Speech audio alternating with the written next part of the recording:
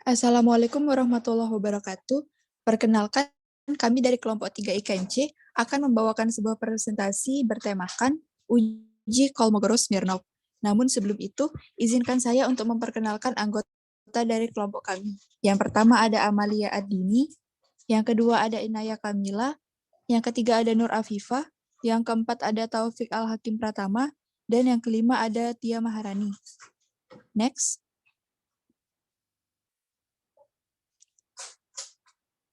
Yang pertama, yaitu pengertian dari Kolmogorov-Smirnov.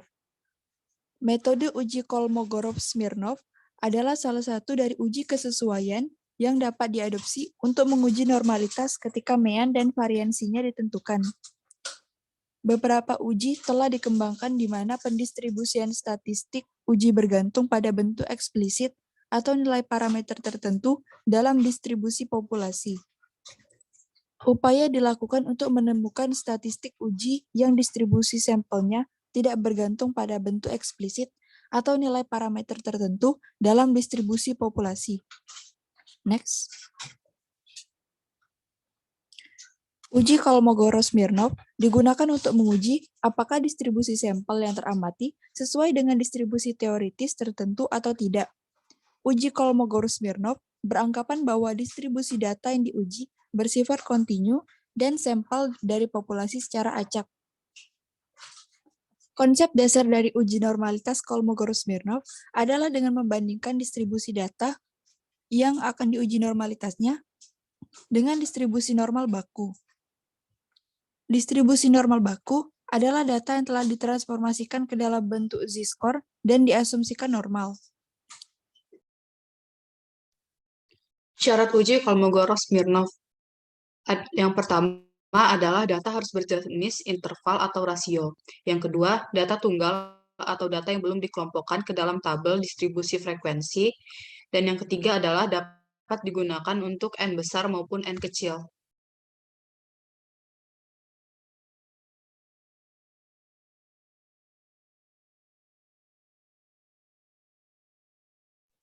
Selanjutnya yaitu kelebihan dan kelemahan Kolmogorov-Smirnov. Untuk kelebihan dari uji Kolmogorov-Smirnov ini adalah sederhana dan tidak menimbulkan perbedaan persepsi di antara satu pengamat dengan pengamat yang lain, yang sering terjadi pada uji normalitas dengan menggunakan grafik.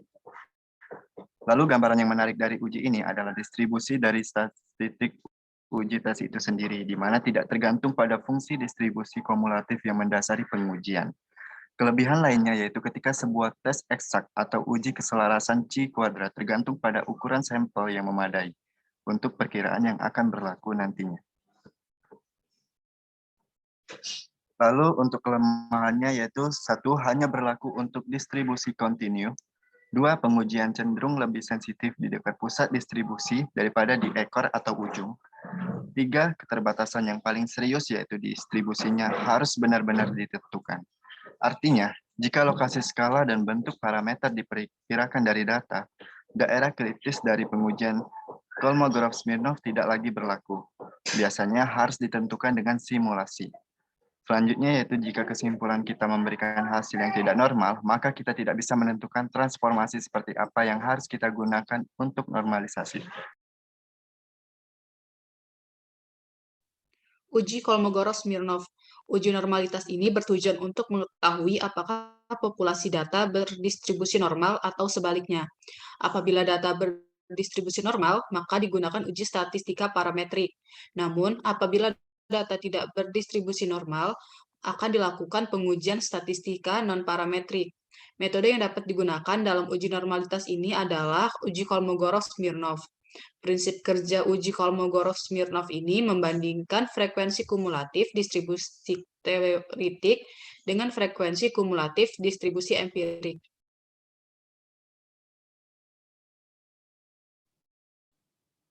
Rumus uji Kolmogorov-Smirnov, yaitu KD sebagai jumlah Kolmogorov-Smirnov yang akan dicari, sama dengan 1,36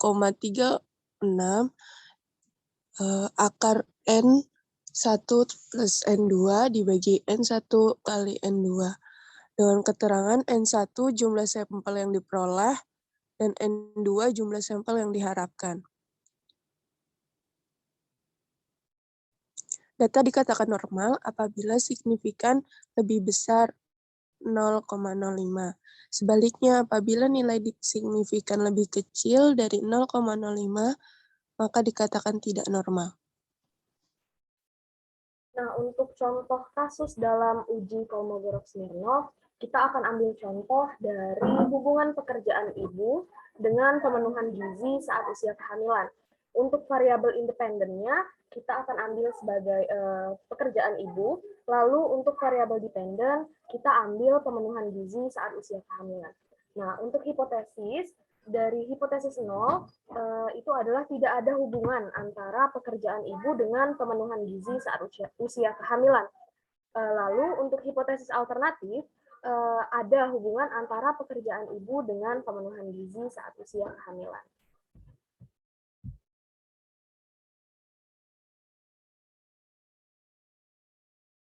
Nah, berikut ini adalah cara atau langkah kerja kita dalam menggunakan uji Kolmogorov-Smirnov pada aplikasi SPSS. Yang pertama, kita akan mengambil variabel pekerjaan ibu dengan variabel pemenuhan gizi. Lalu langkah pertama dalam uji Kolmogorov-Smirnov adalah kita akan melakukan uji chi-square terlebih dahulu. Caranya adalah kita klik di sini Analyze, lalu kemudian kita ke Descriptive Statistic, lalu ke Cross-Tab. Nah, setelah itu kita pindahkan variabel pemenuhan gizi ke kolom, karena variabel pemenuhan gizi ini adalah variabel dependent. Lalu kita pindahkan variabel pekerjaan ibu ke rows, yang mana adalah sebagai variabel independent. Kemudian kita klik statistik, lalu kita centang chi-square, kemudian RIS, lalu kita continue. Selanjutnya adalah kita ke cells. Untuk melihat persentase, kita klik di row, kemudian continue, lalu kita lihat hasil dari uji chi-square terlebih dahulu. Nah, untuk hasil, di sini kita bisa lihat hasilnya di sini. Untuk hasilnya, syarat dari uji chi-square itu diterima adalah persentase sel yang punya expected count kurang dari 5 harus kurang dari 20%. Nah, karena di sini kita dapatkan persentasenya adalah 100%, maka pada kasus ini chi-square itu tidak memenuhi syarat. Nah, oleh karena itu kita harus melakukan uji alternatif.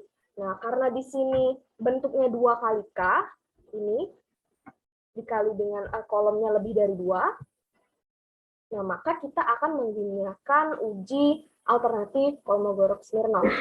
Nah, baik, kita kembali ke sini. Nah, untuk uji Kolmogorov sendiri bisa kita dapatkan di Analyze, lalu ke Non-Parametric Test, kemudian kita ke Legacy Dialog. Nah, di Legacy Dialog, kemudian kita klik To Independent Sample.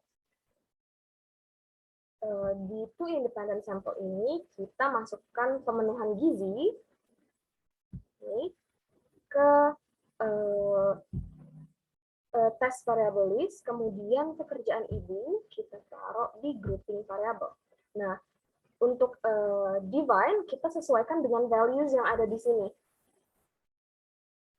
Nah, ini untuk values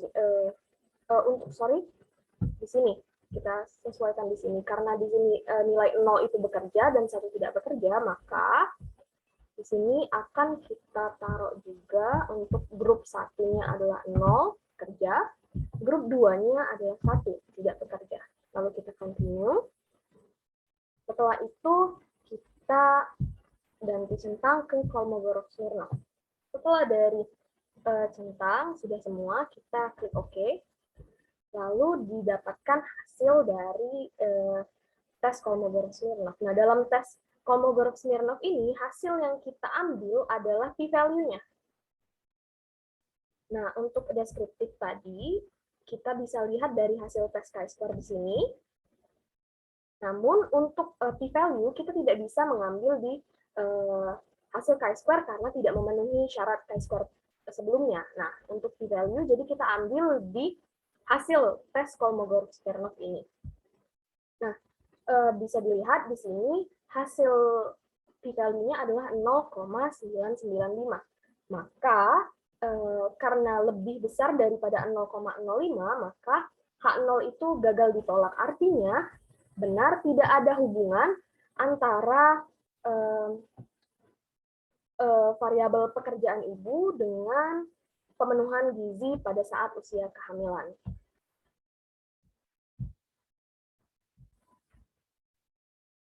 Nah, jadi demikianlah hasil presentasi kami mengenai uji alternatif Kolmogorov-Smirnov. Apabila terdapat kesalahan, kami mohon maaf. Terima kasih banyak atas perhatiannya. Wassalamualaikum warahmatullahi wabarakatuh.